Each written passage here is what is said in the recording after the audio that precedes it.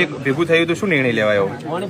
આ લોકોને જે ખોટો નિર્ણય કર્યો હતો અને ષડયંત્ર રચ્યું હતું મને નેસા દેખાડવા માટેનું, તો મેં ગોમ ભેળો કર્યો. ગોમના આગેવાનોને બધાને મેં મારી વેદના રજૂ કરી કે આ લોકોને ક્યાંને પૂછીને મિટિંગ કરી, અથવા ગોમ તો આખું મારા ફેવરમાં છે. 2-3-4 વ્યક્તિ એવા છે અને જે ઘરધણી વ્યક્તિ જે લગ્ન કરતો હતો એ વ્યક્તિને જે આયોજન કરીને જે આગેવાનોને બોલાયા એ વ્યક્તિઓએ એવું કહે છે કે એમને પરમિશન આપ્યું હતું કે, અને જે વ્યક્તિ માફી માંગી છે એ વડીલ થોડા સુધી ડીજેમાં બી ગયા હતા અને એમને એવું બી કીધું હતું જે ઘરધણીને કે હું પટાક ખેલીશ.